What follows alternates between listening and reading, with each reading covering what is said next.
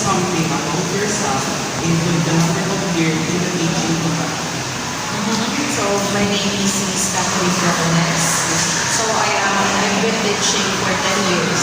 Okay, so I'm teaching science. And I finished my Bachelor of Secondary Education major in Physical Science at CBSUA. And I also finished my Master of Arts in Physics Education at Bito University.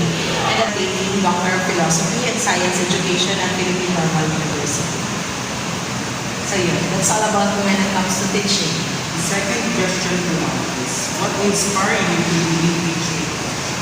Ano ba yung mga inspiration ko? So, first of all, my former science teacher. So, nung high school ako, yung teacher ko, sobrang galing niya talagang magturo and I find it interesting kung bakit naging science yung major ko kasi na-inspire ako ng teacher ko. And aside from that, I really love teaching science. So, bata pa lang ako na-visualize ko yung sarili ko na magiging teacher ako in the future. Third question po, please share to us your significant experiences as a teacher. Ayan. So when it comes to significant experiences, yung una is when my student really understand from what I'm teaching and appreciate its significance to their lives. So yung mga tinuturo ko, especially in science, kapag naiintindihan nila ng maayos, tapos na nakikita nila yung significance nun na hindi lang yan for the sake na makapasa ng subject, pero pag nakikita nila yung relevant sa buhay nila, so isa yun sa significant sa experience as a teacher. And aside from that, if I was able to inspire my students. So yun yung rewarding part ng pagiging teacher kasi we're not just there to teach knowledge, so dapat maging source of inspiration pa din ng mga students. So kapag kagayon yung feedback ng mga bata, ma-inspire mo po ako. So parang napaka-fulfilling yun. Parang wala lahat ng pagod kapag kagayon yung feedback ng students. And aside from that, isa pa sa napaka-significant na experience is that when my students are becoming successful in their dreams and career. So halimbawa, they choose to become engineer. So pag natapos nila yung successfully, ibig sabihin, I became part of that success and napaka-fulfilling yun bilang isang teacher nila. So yun. So pag na-inspire ko sila, tapos na-appreciate nila yung lesson at kung nagiging successful sila sa kanilang career. Third question, what challenges did you face in the teaching profession? How did you overcome such challenges? Ang dami. So, una ko na na-challenge yung too much paperworks talaga.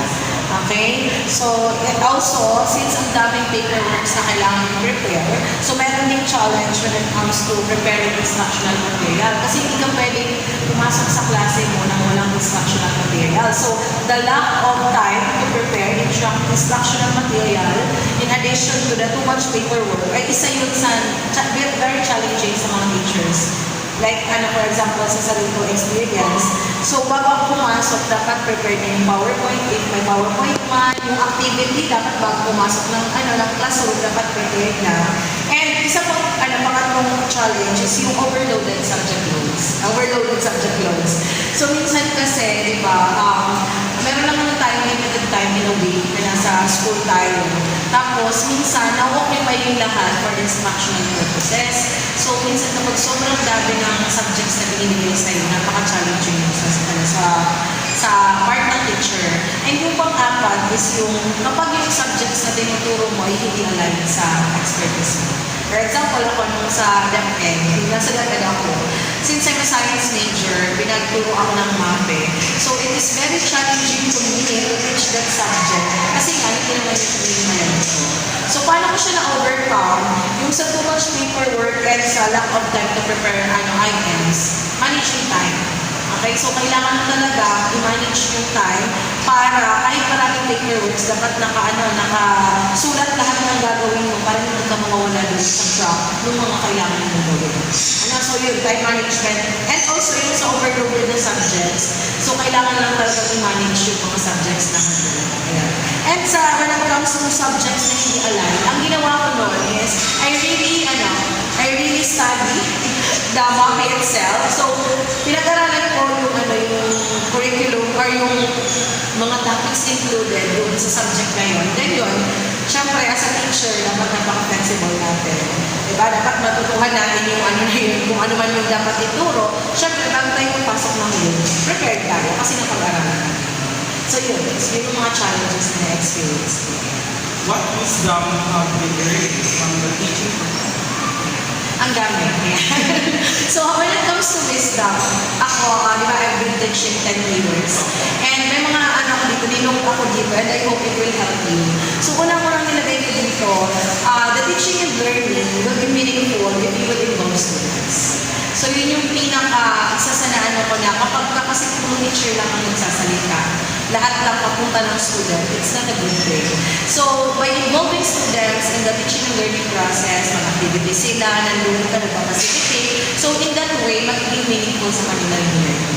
Another is that when teaching and learning will be relevant if they will be able to apply what they have learned. So, after ma-discuss, after ng lahat ng discussion, dapat ma-apply ng bata yung mga pinag-aralan. Or else, pag hindi nila yun na-apply, that will only remain knowledge. So, I think yun yung isa sa dapat isipin ng mga teacher or yung mga future teachers na dapat hindi lang tayo concerned dun sa tinuturo natin. Dapat na-apply at nakikita ng mga bata kung saan yung saang particular part ng buhay natin kaya apply yung tinuturo natin.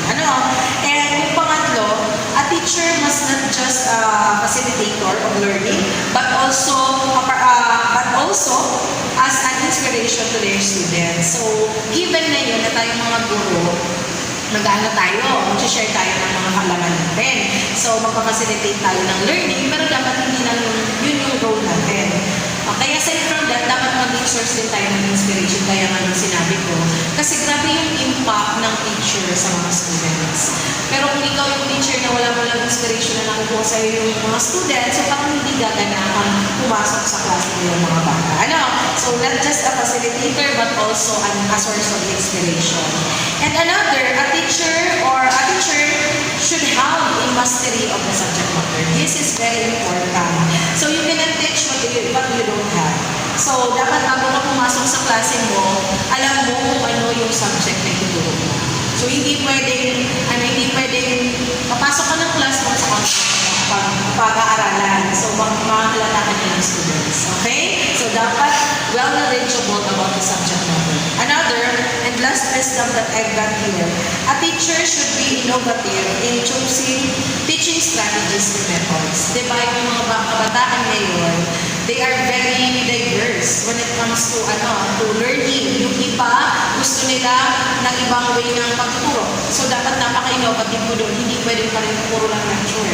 Okay? Dapat meron kang pa-activity na meron silang gagawin na something na kakaiba para ma-excite sila doon sa iyong ituturo. So far, yun yung mga wisdom na nakuha ko doon sa 10 years na pagtuturo. What message would you like to us as a teacher? Message para sa inyo bilang mga future teachers. Ayan. So, ang una ko dito, 1, 2, 3, 4, yung mga, 5. Okay, so yung una ko dito, ang message ko sa inyo is that have a deep understanding and appreciation of the teaching profession. Kasi alam niyo, ang teaching is napakahirap ng professionals. Okay? Hindi ito yung basta gusto ko maging teacher kasi ganito, ganyan. Dapat nasa puso mo talaga yung pagtuturo. And dapat mahal mo talaga yung pagtuturo kasi sabi ko dito, or else, teaching should be your passion. Okay? Because if not, you will be burnt out. Sa sobrang dami ng ginagawa ng teacher, sa sobrang paperwork, sa sobrang dissertations kung ano-ano pa, pag hindi mo love yung pagtuturo, darating yung time na ayaw ka. So dapat maintindihan nyo kung ano ba yung deeper meaning bakit kayo ng teacher. So yun yung ibig kong sabihin dito na you have a deeper understanding and appreciation of the teaching profession. Kasi kung hindi, mga dalawang taon pa lang nagtuturo, wala ka na sa teaching profession. And another, sabi ko nga kanina, you should be knowledgeable about your subject matter. You should be an expert. For example, you are a future physical education teacher, right? So dapat anything about physical education, dapat alam niyo yun. Paikot-ikutin man kayo ng mga bata, dapat alam niyo yung sasagot mo. Okay? Kasi pag hindi niyo yun alam, pag nalaman ng mga students, kasi pala si sir, hindi niyo naman pala alam yung tinuturo niya, doon papasok yung mawawalan ng respect sa student. So you should be well knowledgeable. Another, you should have a genuine connection with your students. This is very important. Ano ba yung ibig sabihin ng connection? Hindi ko ibig sabihin makipagrelasyon ka, hindi. What I am telling is that have a genuine concern about your students. For example, nag-chat sila sa inyo, ma'am, may tanong-tanong, and you find time to attend to their queries. Although, napaka-overwhelming kasi sobrang dami ng students na mag-chat sa'yo. Pero nung simply mag-reply ka, it's a way of building rapport with your students na, ay, si Sir Conan ngayon, meron palang care sa amin. So, parang nakaka-boost yun ng confidence. So, build genuine connection with your students. And lastly, utilize and explore effective teaching strategies and practices. So, gaya nga ng sinabi ko kanina, ang dami ng mga strategies na pagtuturo. Lalo kayo, you involve physical activities. So, dapat napaka-innovative nyo. Paano ba matututuhan ng mga bata ng mabilisan yung mga dapat nyo ituro? So, dapat i-explore nyo yung mga makabago at effective na teaching strategies. So, yun lang yung mga message ko so far sa mga Question. additional, yes. Ano po? Among the color choices, which is your favorite? How will it represent your passion for teaching? Nasaan yung color? Red, blue, green, yung rainbow. Ay, sa rainbow, Rojibim. Ayan. So, how would I would represent the color? I think, it's violet. Okay, tama, violet. So, among the colors in the rainbow, violet is the highest energy when it comes to energy, di ba? Kasi may mga energy ng bawat color. So, sa teaching, so bakit yun yung pinaka-highest na may energy? Kasi every single day of my life, within the 10 years of teaching, sabi ko nga kanina, kahit sobrang nakakapagod ng pagtuturo, but I see to it that every single day na inimit ko yung mga students ko, I am full of energy. Kasi kapag ka malumay-may, alam mo yun, wala kang energy, walang ganang makinig ang mga bata. So ako ang ginagawa ko, dapat bago ako pumasok dyan, I am well prepared with everything. Okay, about sa topic ko, alam ko lahat yan. So yung energy ko, pagpasok ko pa lang ng classroom, talagang ramdam na ramdam na nila. So ganon katindi yung energy. So it's violet. Yeah. Is given a chance to be a superhero, who is she that you want to characterize and what kind of power you want to have and for what purpose? Ayan. Ang superhero, hindi ako masyadong pero Wonder Woman, meron ba si Wonder Woman? So si Wonder Woman, ano bang gusto kong power when related sa teaching? Siguro gusto kong magkaroon yung mga bata ng mahabang attention span, especially kapag nagtuturo yung teacher. And sana may magic na pag nagtuturo yung teacher, ma-appreciate nila yung lesson.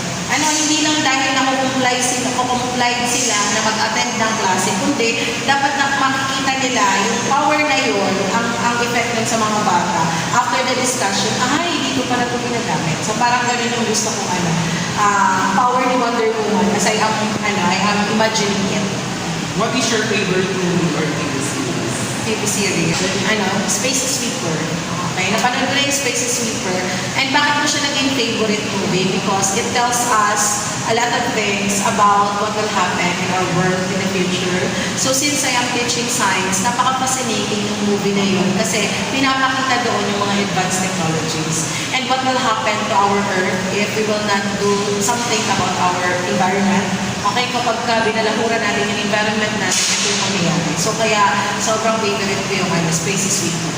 What is your favorite popular figure? Politics, artist? Si Congressman Manuel, as of now. Congressman Manuel, alam ko ba yun? Kasi I'm so fascinated with how he responded to the statement in the Congress. So, na-amaze ako sa kanya. Kasi ang galing niya. Tapos talagang grounded yung kanyang, lahat ng sinasabi niya talagang may masihan. So, ayun, napaka-fascinating kasi ang talino niya, kasi ang galing niya sumagot. So, it's Representative Raul. Ayan. What is your favorite Brand. Anything. Favorite brand. What's my favorite brand? Favorite brand. Beauty product. ano, yung Maybelline. Ano ba yung Maybelline na yun? Brand na ba yun? Yeah, Maybelline, yeah. So, lahat ng gamit ko sa, ano, sa makeup, lipstick, ano tawag dito, yung press powder, eyeliner, lahat. So, ano, Maybelline lahat. What is your favorite music? OPM. Ayan, especially those, ano, sa mga naano sa Wish, ano, Wish, ano yun, 93.7, yung sa Wish.com, yung sa, ano, sa FM station na Wish. So, yung mga cover doon, yung mga favorite music. Aside from teaching, what is your favorite pastime activity? I want to be with my baby son. Ayan.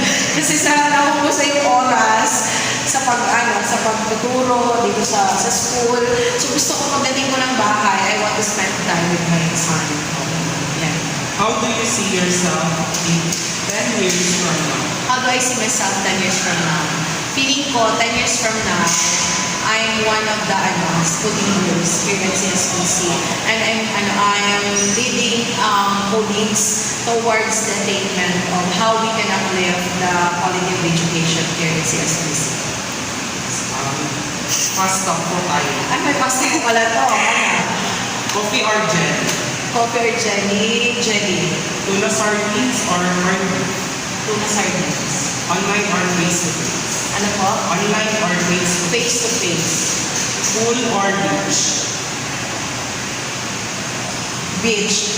Ang probinsyano or batang shop? Ako, yung pinapanood ko rin na ganito. Ang probinsyano. Asia or Europe? Europe. Shoes or slippers? Slippers. Short or pants? Short. Long or short? Short. Short. Short or short? Chalk or marker? Marker. Soft or hard? Soft. Mr. Bean or Angel? Mr. Bean. Snow White or Cinderella? Cinderella. Dress or Dress. lights on or lights off? Lights off.